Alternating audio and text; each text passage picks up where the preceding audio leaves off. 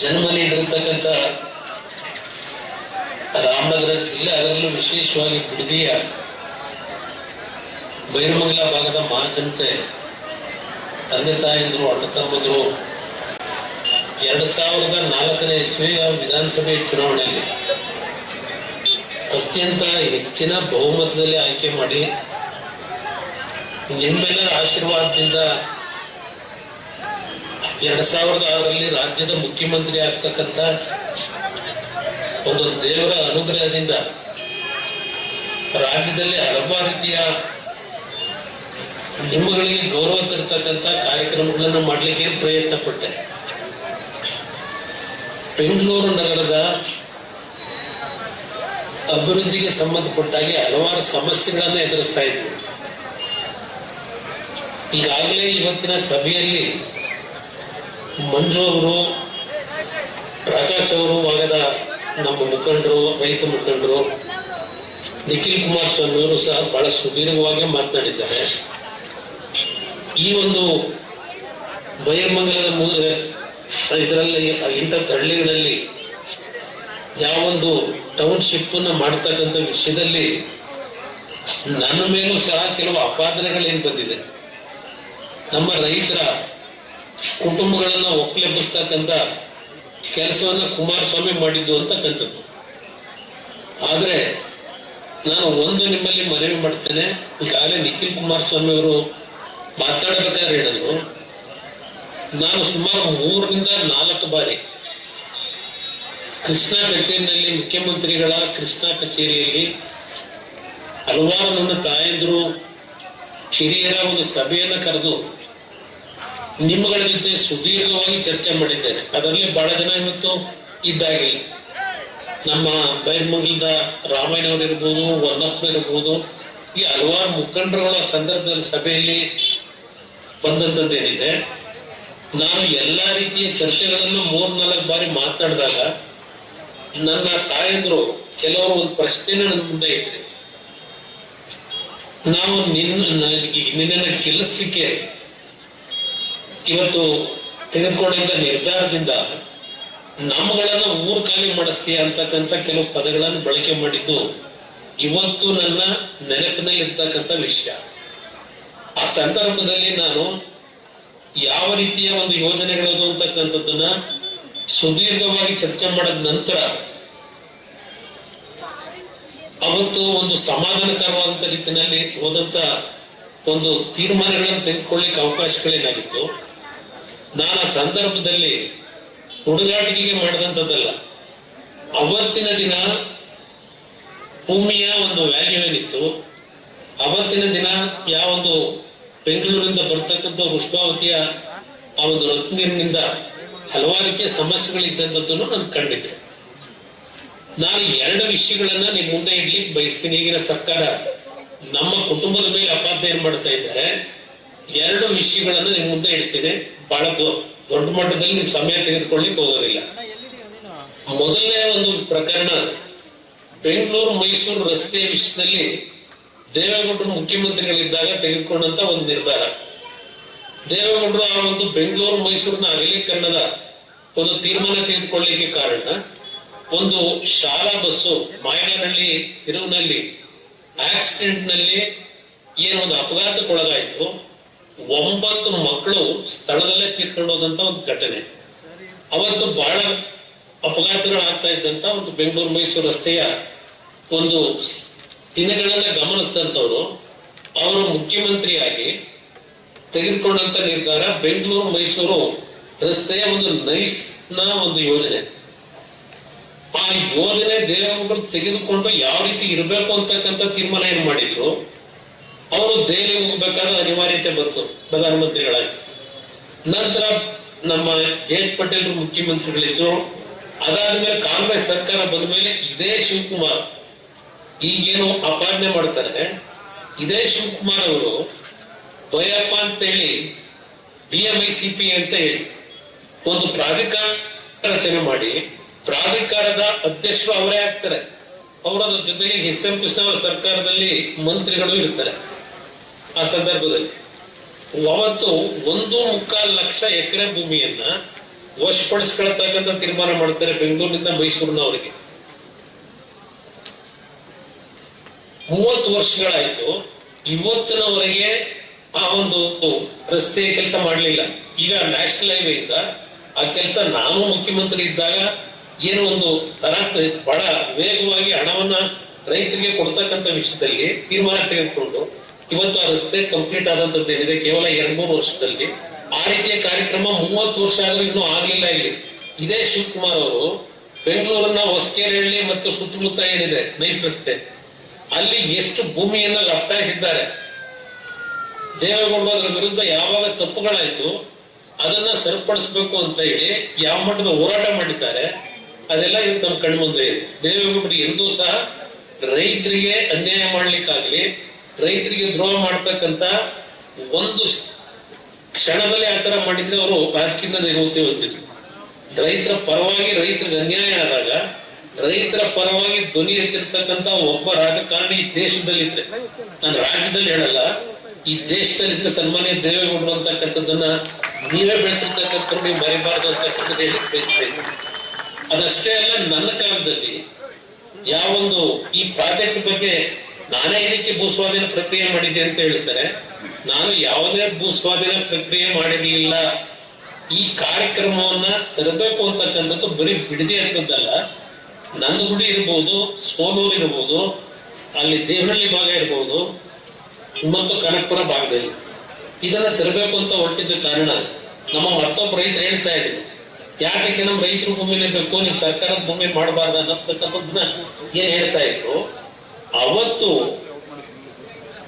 ಯಾವೊಂದು ಬೆಂಗಳೂರಿನ ಸಮೀಪದಲ್ಲಿದ್ದಂತ ಬಿಡದಿ ಅವತ್ತು ದೊಡ್ಡ ಮಟ್ಟದಲ್ಲಿ ಬೆಳೀತಾ ಇತ್ತು. ಆ ಹಿನ್ನೆಲೆಯಲ್ಲಿ ನನ್ನ ರೈತ ಕನ್ವಿನ್ಸ್ ಮಾಡಿ ನನ್ನ ಹೆಣ್ಣುಮಕ್ಳು ಹೇಳಿದಾಗ, ನಾವು ನೀವು ದುಡ್ಡು ಕೊಡ್ಬೋದು, ದುಡ್ಡನ್ನ ನಮ್ಮ ಮಕ್ಕಳು ಮತ್ತೆ ಹಾಳು ಮಾಡ್ಕೊಂಡ್ರೆ ನಾವೆಲ್ಲ ಹೋಗ್ಬೇಕು ಅಂತ. ನಾನು ಆ ಒಂದು ಹಿನ್ನೆಲೆಯಲ್ಲಿ ರೈತರಿಗೆ ಯಾವೊಂದು ಡೆವಲಪ್ಮೆಂಟ್ ಆದ್ಮೇಲೆ 40% ಜಮೀನನ್ನ ರೈತರಿಗೆ ಬಿಟ್ಕೊಡ್ಬೇಕು ಡೆವಲಪ್ಮೆಂಟ್ ಜಾಗದಲ್ಲಿ ಅಂತಕ್ಕಂಥ ಒಂದು ತೀರ್ಮಾನವನ್ನು ಸಹ ಮಾಡಿದೆ. ಇದು ನಾನು ಮಾಡಿದಂತ ರೈತರ ಭೂಮಿನ 40% ಉಳಿಸ್ಕೊಡ್ಬೇಕು ಡೆವಲಪ್ಮೆಂಟ್ ಆದ್ಮೇಲೆ, ನಿಮ್ಗೆ ವ್ಯಾಲ್ಯೂ ಜಾಸ್ತಿ ಆಗ್ತಿತ್ತು. ಈ ರೀತಿಯ ಕಾರ್ಯಕ್ರಮ ತರಲಿಕ್ಕೆ ನಾನು ಹೊರಟಿದ್ದು.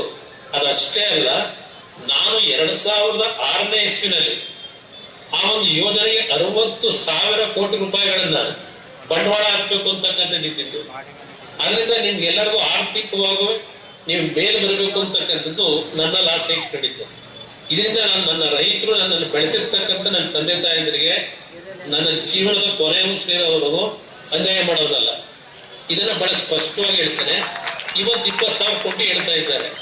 ಅವತ್ತು ನಾನು 60,000 ಕೋಟಿ 2006ನೇ ಇಸ್ವಿ ಅಂದ್ರೆ ಇವತ್ತಿಗೆ ಅದು ಹೆಚ್ಚು ಕಡಿಮೆ ಒಂದು 3-4 ಲಕ್ಷ ಕೋಟಿ ಆಗುತ್ತೆ. ಆದ್ರೆ ಈ ಒಂದು ವಿಷಯದಲ್ಲಿ ಯಾವ ಒಂದು ವಿರೋಧವನ್ನ ಕೆಲವರು ಮಾಡ್ಲಿಕ್ಕೆ ಪ್ರಾರಂಭ ಮಾಡಿದ್ರು. ಇದೇ ಕಾಂಗ್ರೆಸ್ ಪಕ್ಷ ಏನೋ ಸತ್ಯಶೋಧನಾ ಸಮಿತಿ ಅಂತ ಮಾಡ್ಕೊಂಡ್ರು, ಇದೇ HK ಪಾಟೀಲ್ ಇವರೆಲ್ಲ. ಕುಮಾರಸ್ವಾಮಿ ಏನೋ ಬೆಂಗಳೂರು ಸುತ್ತಮುತ್ತ ಭೂಮಿ ಕೊಡಲಿಕ್ಕೆ ಕೊಟ್ಟಿದ್ದಾನೆ ಅಂತ ಹೇಳಿ. ಇದೆಲ್ಲ ಒಂದು ಇತಿಹಾಸ ಇದೆ, ನಾನು ಇದೆಲ್ಲ ಎಕ್ಸ್ಪ್ಲೈನ್ ಮಾಡ್ಲಿಕ್ಕೆ ಹೋಗಲ್ಲ. ಆದ್ರೆ ಒಂದು 2006ನೇ ಇಸ್ವಿಗಿದ್ದಂತ ಜೀವನ, ಜನಜೀವನ ಇವತ್ತು ಯಾವ ರೀತಿ ಬಿಲ್ಡಪ್ ಆಗಿದೆ. ಇವತ್ತು ಬಿಡದಿ ಸರೌಂಡಿಂಗು 2006ರಲ್ಲಿ ಯಾವ ರೀತಿ ಇತ್ತು. ಈ ಉದಾಹರಣೆಗೆ ನಾನು ಹಾಸನದಲ್ಲಿ ಹುಟ್ಟಿದ್ರು, ಅದೇನೋ ಋಣ ಬಂದ 1983ರಿಂದ 85ರಲ್ಲಿ ನನಗೆ ಕೆಲವರಲ್ಲಿ ಜಮೀನ್ ತಗೋಬೇಕು ಅಂತ ಹಿಂಸೆ ಮಾಡಿ ಜಮೀನ್ ಕೊಡ್ಸಿದ್ರಿಂದ ನನ್ನ ಸಂಬಂಧ ಬೆಳೀತು. ಅವತ್ತಿಂದ ಇಲ್ಲಿಯವರೆಗೆ ನಾನು ಒಬ್ಬ ರೈತರಿಗೆ ಇರಲಿ, ಒಬ್ಬ ಸಾಮಾನ್ಯ ಮನುಷ್ಯನಿಗೂ ತೊಂದರೆ ಕೊಟ್ಟವನಲ್ಲ, ನಾನು ಬೆಳೆಸ್ಕೊಂಡಿದ್ದೇನೆ. ಇವತ್ತು ಸಹ ಹೇಳ್ತೇನೆ, ಈ ವಿಷಯದಲ್ಲಿ ಇವತ್ತೇನು ಎಲ್ಲ ನಿಮ್ ಪರವಾಗಿ ನಿಂತಿದ್ದಾರೆ. ಇಲ್ಲಿ ನಾನು ಮುಖ್ಯಮಂತ್ರಿಯ ಅವಧಿ ಇದ್ದಿದ್ದು ಕೇವಲ 15 ತಿಂಗಳು. 15 ತಿಂಗಳ ನಂತರ ಹಲವಾರು ಘಟನೆಗಳು ಈ 18 ವರ್ಷದಲ್ಲಿ ಆಗೋಗಿದೆ. ಅದೆಲ್ಲವನ್ನ ಸುದೀರ್ಘವಾಗಿ ನೀವು ಹೇಳಲಿಕ್ಕೆ ಹೋಗೋದಿಲ್ಲ. ಆದ್ರೆ ಇವತ್ತು ಮಂಜು ಅವ್ರು ಮಾತನಾಡ್ಬೇಕಾದ್ರೆ ಒಂದು ಮಾತಾಡಿದ್ರು, ಪ್ರಕಾಶ್ ಅವ್ರು ಮಾತನಾಡ್ಬೇಕಾದ್ರೆ ಒಂದು ಮಾತಾಡಿದ್ರು. ಮಂಜು ಹೇಳಿದಂಥದ್ದು 9,000 ಎಕರೆ ಅಂತ ಹೇಳಿ ಏನು ಕೆಲವು ಅಧಿಕಾರಿಗಳು ಇವ್ರಿಗೆ ಮಾಹಿತಿ ಕೊಟ್ಟಿದ್ರು. ಆ 9,000 ಎಕರೆನಲ್ಲಿ 3,500ರಿಂದ 4,000 ಎಕರೆ ಸರ್ಕಾರಿ ಭೂಮಿ ಇದೆ ಅಂತ ಹೇಳಿ ಇವರು ಮಾಹಿತಿಗಳನ್ನು ಇಟ್ಕೊಂಡು ಸರ್ವೆ ಮಾಡ್ಲಿಕ್ಕೆ ಹೊರಟರು. ಇದರಲ್ಲಿ ಈಗ ಬರೀ 700 ಎಕರೆ ಇದೆ ಅಂತ ಹಿಂಗ್ ತೋರಿಸ್ತಾ ಇದ್ದಾರೆ. ಈ ಅಧಿಕಾರಿಗಳು ಇವರೆಲ್ಲ ಸೇರಿ ಇವತ್ತು ಯಾವೊಂದು ಭೂಮಿ ಸರ್ಕಾರಿ ಭೂಮಿಗಳಿತ್ತು ಆ ಭೂಮಿಯನ್ನ ಯಾವ ರೀತಿ ಈಗಾಗಲೇ ಲೂಟಿ ಹೊಡೆದಿದ್ದಾರೆ ಇದರ ಮಾಹಿತಿಗಳು ನನ್ನ ಹತ್ರ ಇದೆ. ನಾನು ಬಹಳ ಈ ರಾಜಕೀಯದಲ್ಲಿ ಮಾಹಿತಿಗಳನ್ನ ಯಾವ ರೀತಿ ಸಂಗ್ರಹ ಮಾಡಬೇಕು ಮಾಡಿಟ್ಟಿದ್ದೇವೆ. ಅದನ್ನ ನಿಮ್ಗೆ ಬಹಳ ಸ್ಪಷ್ಟವಾಗಿ ಹೇಳ್ತೇನೆ. ಇವತ್ತು ಈ ಟೌನ್ಶಿಪ್ ನ ಹೆಸರಿನಲ್ಲಿ ಲೂಟಿ ಹೊಡೆಯ ಕೆಲಸ ಮಾಡ್ಲಿಕ್ಕೆ ಹೊರಟಿದ್ದಾರೆ. ಒಂದು ಉದಾಹರಣೆ ಕೊಡ್ತೀನಿ ನಿಮಗೆ. ಇವತ್ತು ಶಿವಕುಮಾರ್ ಏನು ನಮ್ಮ ಮೇಲೆ ದೂರ್ತಾರೆ. ಇವತ್ತು ನಮ್ಮ ಬಿಲ್ಕೆಂಪನಹಳ್ಳಿಯ ಪಕ್ಕದಲ್ಲಿ ಒಬ್ಬ ಬ್ರಾಹ್ಮಣರು ಕೃಷ್ಣಮೂರ್ತಿ ಅಂತ ಹೇಳಿ ಅವರು ಪಾಪ ಫೈನಾನ್ಸ್ ಕಾರ್ಪೊರೇಷನ್ ಅಲ್ಲಿ ಲೋನ್ ತಗೊಂಡ್ರು. ಪಾಪ ಏನೋ ಒಂದು ಹೋಟ್ಲ್ ಹಾಕೊಂಡ್ರು. ಆ ಹೋಟ್ಲ್ ಹಾಕಿದ್ದನ್ನ ಖಾಲಿ ಮಾಡಿಸಿ ಆ ಮುಂದ್ಗಡೆ ಹೈವೇನಲ್ಲಿ ಆ ಕ್ಯಾಂಟೀನ್ ಇಡಬಾರ್ದು ಅಂತ ಹೇಳಿ ಅವ್ರನ್ನ ಖಾಲಿ ಮಾಡಿಸಿ ಆ ಒಂದು KSFC ನಲ್ಲಿ ಕಡಿಮೆ ದುಡ್ಡಿಗೆ ಅದನ್ನ ಯಾವ ರೀತಿ ಖರೀದಿ ಮಾಡಿ ಲತ್ತಾಯಿಸಿ ಇವತ್ತಲ್ಲಿ ದೊಡ್ಡ ಮಟ್ಟದ ಒಂದು ಬಿಲ್ಡಿಂಗ್ ಸ್ಕೂಲ್ ಕಟ್ಕೊಂಡಿದ್ದಾರೆ. ಅದ್ರ ಜೊತೆಗೆ ಇನ್ನೊಬ್ರು ರಾಮಸ್ವಾಮಿ ಅಂತ ಹೇಳಿ ಪಾಪ ಮಿಲಿಟರಿಯಿಂದ ಬಂದ್ರು, ರಿಟೈರ್ಡ್ ಆಗಿ ನಿವೃತ್ತಿ ಹೊಂದಿ.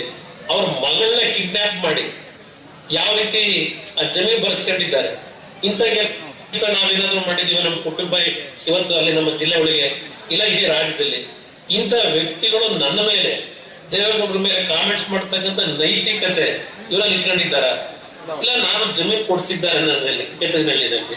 ಇವತ್ತು ನಾನು ಅಲ್ಲಿ ದೊಡ್ಡ ಕಾಲೇಜು ಇಲ್ಲ ಫ್ಯಾಕ್ಟ್ರಿ ಕಟ್ಟಿದ್ದೀನಿ. ನಿಮ್ ತರ ನಾನು ರೈತನಾಗಿ ಅಲ್ಲಿ ಇವತ್ತಿಗೆ ಜೀವನ ಮಾಡ್ತಾ ಇದ್ದೇನೆ. ನನಗೆ ಆ ಆಸ್ತಿ ತಗೊಂಡಿದ್ದು ಅಧಿಕಾರದಲ್ಲಿದ್ದಾಗ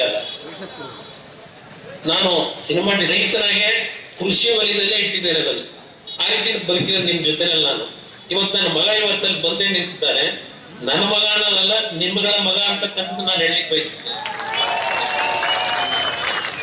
ಅವನು ಇವತ್ತು ಧ್ವನಿ ಎತ್ತಿ ನನ್ನ ಪರವಾಗಿ ನನ್ನ ಆರೋಗ್ಯದ ಸಮಸ್ಯೆಗಳಿಂದ ಅವನೇ ಇವತ್ತಿಗೆ ಬಂದಿದ್ದಾನೆ.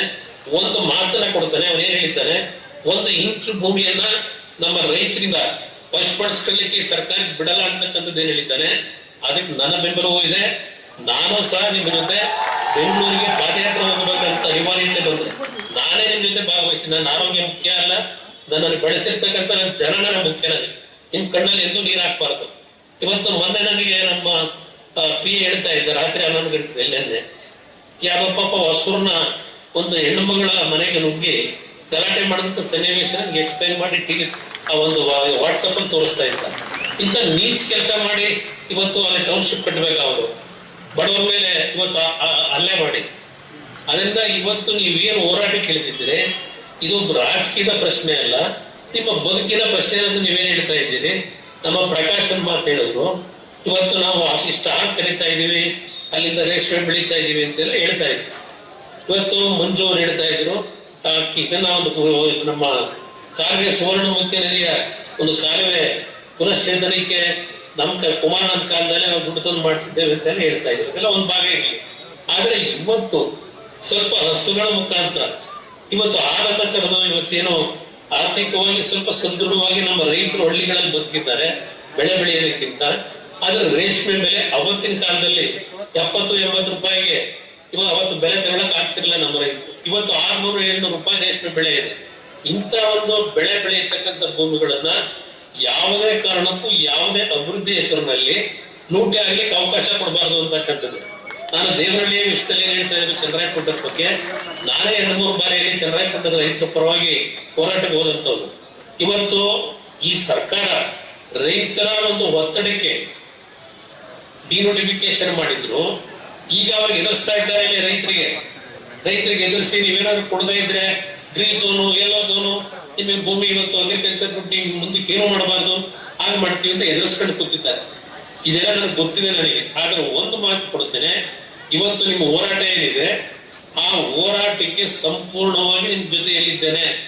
ನಾನು ಯಾವುದೇ ಕಾರಣಕ್ಕೂ ನನ್ನ ರೈತರಿಗೆ ತೊಂದರೆ ಆಗ್ತದೆ ಅಂದಾಗ ಎಂದು ಸಹ ನಮ್ಮ ರೈತರನ್ನ ನಾನು ಬಿಟ್ಕೊಟ್ಟಿಲ್ಲ. ನಾನು ದೇವೇಗೌಡರು ಬಿಟ್ಕೊಟ್ಟಿಲ್ಲ.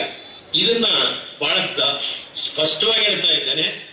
ಒಂದು ನಮ್ಮ ಅಧಿಕಾರಿಗಳಿಗೆ ನನ್ನ ರೈತರನ್ನ ನೀವು ದಬ್ಬಾಳಿಕೆ ಮಾಡಿ ಒಕ್ಕಲೆಬ್ಬಿಸ್ತಕ್ಕಂಥದ್ದು ಒತ್ತಡಗಳನ್ನ ಹಾಕಿ ಸರ್ವೆ ಕಾರ್ಯ ಮಾಡ್ತೀವಿ ಅಂದ್ರೆ ಮುಂದಕ್ಕೆ ಬಹಳ ದೊಡ್ಡ ಮಟ್ಟದ ಒಂದು ಪ್ರಾಯಶ್ಚಿತ್ತವನ್ನು ನೀವೆಲ್ಲ ಅನುಭವಿಸ್ಬೇಕಾಗ್ತದೆ. ರೈತರ ಬಗ್ಗೆ ದಬ್ಬಾಳಿಕೆಯನ್ನ ಮಾಡ್ತಕ್ಕಂಥದ್ದು ನಿಲ್ಲಿಸಬೇಕು. ನಾನು ಕಾಣದೇ ಇರ್ತಕ್ಕಂಥ ಅಧಿಕಾರಿಗಳಲ್ಲ ನೀವು ಯಾವ ರೀತಿ ನಡ್ಕೊಂಡಿದ್ದೀರಿ ನನಗೆ ಗೊತ್ತಿದೆ. ವಿಶೇಷವಾಗಿ ನಮ್ಮ ಪೊಲೀಸ್ ಇಲಾಖೆಯ ಅಧಿಕಾರಿಗಳಿಗೆ ಎಚ್ಚರಿಕೆಯನ್ನ ಕೊಡ್ತಾ ಇದ್ದೇನೆ. ಜನತೆಗೆ, ರೈತರಿಗೆ ರಕ್ಷಣೆಯನ್ನ ಕೊಡ್ತಕ್ಕಂಥದ್ರಲ್ಲಿ ಎಲ್ಲಾದ್ರೂ ಒಂದು ಸಣ್ಣ ಲೋಪಕ್ಕೆ ನೀವೇನಾದ್ರೂ ಎಡೆ ಮಾಡಿಕೊಟ್ರೆ ಖುದ್ದು ನಾನೇ ಬರ್ತೀನಿ, ನೋಡೋಣ ಯಾವ ರೀತಿ ನೀವು ನಮ್ಮ ರೈತರಿಗೆ ದಬ್ಬಾಳಿಕೆಯಿಂದ ಎದುರಿಸಿ ಇವತ್ತು ಈ ಕಾರ್ಯಕ್ರಮವನ್ನು ಮಾಡ್ತೀರಿ ಅಂತಕ್ಕಂಥದ್ದನ್ನ ನಾನು ಇವತ್ತು ಬಹಳ ಸ್ಪಷ್ಟವಾಗಿ ಅಧಿಕಾರಿಗಳಿಗೆ, ಏಕೆಂದ್ರೆ ಅಧಿಕಾರ ನಮ್ಮ ಹಿರಿಯರು ಹೇಳ್ತಾ ಇದ್ರು ರಾಮಯ್ಯನವರು, ಅಧಿಕಾರ ಯಾರಿಗೂ ಶಾಶ್ವತ ಅಲ್ಲ ಅಂತ. ಅಧಿಕಾರ ಅಂತಕ್ಕಂಥದ್ದು ಯಾರಿಗೂ ಶಾಶ್ವತ ಅಲ್ಲ. ಇನ್ನು 1 ವರ್ಷ 2 ವರ್ಷ ಮುಂದೆ ಏನೇನಾಗುತ್ತೆ ಗೊತ್ತಿದೆ ನನಗೆ. ಇವತ್ತು ಜನತಾದಳ ಮುಗಿದೋಯ್ತು ಅಂತ ನೀವು ತಿಳ್ಕೊಂಡಿರ್ಬೋದು. ಜನತಾದಳವನ್ನ ಮುಗಿಸ್ಲಿಕ್ಕೆ ನಿಮ್ ಕೈ ಸಾಧ್ಯ ಇಲ್ಲ. ನನ್ನ ರೈತರು, ಅದ್ರ ಜೊತೆಗೆ ದೇವರು, ಇದನ್ನ ನಂಬಿರ್ತಕ್ಕಂಥವ್ರು ನಾವು. ಅದರಿಂದ ಇವತ್ತು ನಮ್ಮ ರೈತರಿಗೆ ನೀವು ತೊಂದರೆಯನ್ನ ಕೊಟ್ರೆ ಅಂತಿಮವಾಗಿ ಮುಂದಿನ ದಿನಗಳು ನನ್ನ ಒಂದು ನಡವಳಿಕೆಗಳು, ನಾನು ಹಿಂದೆ ಏನು ಮೃದು ಸ್ವಭಾವದಲ್ಲಿದ್ದೆ, ಆದ್ರೆ ನನ್ನ ರೈತರಿಗೋಸ್ಕರ ಕೆಲವು ಬದಲಾವಣೆಗಳನ್ನ ಈ ರಾಜ್ಯದಲ್ಲಿ ತರ್ತಕ್ಕಂಥ ದಿನಕ್ಕೆ ಇವತ್ತು ಜನ ನಮ್ಮನ್ನ ಕೈ ಹಿಡಿತಾರೆ ಅಂತಕ್ಕಂಥದ್ದು ಗೊತ್ತಿದೆ. ಇವತ್ತು ಹುಷಾರಿಗೆ ಎಚ್ಚರಿಕೆ ಕೊಡ್ತಾ ಇದ್ದೇನೆ ನಮ್ಮ ಅಧಿಕಾರಿಗಳಿಗೆ. ಮುಂದಕ್ಕೆ ಈ ಒಂದು ವಿಷಯವನ್ನು ನಿಲ್ಲಿಸಿ, ನೀವು ಏನೇನು ಮಾಡ್ತಾ ಇದ್ದೀರಿ, ಯಾವ ರೀತಿ ಕಾನೂನು ಬಾಹಿರವಾಗಿ ಏನೇನು ನಡೆಸಿದ್ದೀರಿ ಎಲ್ಲ ಗೊತ್ತಿದೆ. ಜೈಲಿಗೆ ಹೋಗ್ತಕ್ಕಂಥ ದಿನಗಳು ದೂರ ಇಲ್ಲ. ಬಹಳ ಆಟ ಆಡಿದ್ದೀರಿ ಗೊತ್ತಿದೆ. ಶಿವಕುಮಾರ್ ಅವರು ಏನೇನು ಆಟ ಆಡಿದ್ದಾರೆ ಎಲ್ಲಾ ವಿಷಯಗಳು ಇದೆ. ನಮ್ಮ ಕುಟುಂಬವನ್ನ ಮುಗಿಸ್ಲಿಕ್ಕೆ ನೀವು ಯಾವ ತರ ನಡ್ಕೊಂಡಿದ್ದೀರಿ ಅದೆಲ್ಲ ಗೊತ್ತಿರ್ತಕ್ಕಂಥ ವಿಚಾರವೇ. ಮುಂದೆ ದೊಡ್ಡ ಮಟ್ಟದಲ್ಲಿ ಭಗವಂತನ ನಂಬಿದ್ದೇವೆ. ಆ ಭಗವಂತ ನಿಮ್ಗೆ ಏನ್ ಶಿಕ್ಷೆ ಕೊಡ್ಬೇಕು ಅದೇನ ಗೊತ್ತಿಲ್ಲ. ನಿಖಿಲ್ ಕುಮಾರಸ್ವಾಮಿ ಅವರು ರಾಕ್ಷಸರನ್ನ ಪದಾಯ ಬಳಸಿದ್ದಾನೆ, ಅದ್ರಲ್ಲಿ ಯಾವ ಸಂಶಯ ಇಲ್ಲ ಅಂತಕ್ಕಂಥ ನನ್ನ ಅಭಿಪ್ರಾಯ. ಎಲ್ರಿಗೂ ನನ್ನ ಮೇಲೆ ವಿಶ್ವಾಸ ಇದೆ. ನನ್ನ ಮೇಲೆ ಯಾವುದೇ ರೀತಿ ಒಂದು ಸಣ್ಣ ಅಪನಂಬಿಕೆ ಬೇಡ ಅಂತಕ್ಕಂಥದ್ದನ್ನ ನನ್ನನ್ನ ಬೆಳೆಸಿ ಮಟ್ಟಿಗೆ ತಂದಿರ್ತಕ್ಕಂಥ ಪುಣ್ಯಾತ್ಮ ತಂದೆ ತಾಯಂದ್ರಿಗೆ ನಾನು ಕೈ ಜೋಡಿಸಿ ಮನವಿ ಮಾಡ್ತೇನೆ. ಧೈರ್ಯವಾಗಿ ನಿಮ್ ಜೊತೆಯಲ್ಲಿ ನಾನಿದ್ದೇನೆ. ಎಲ್ಲರಿಗೂ ಒಳ್ಳೆಯದ.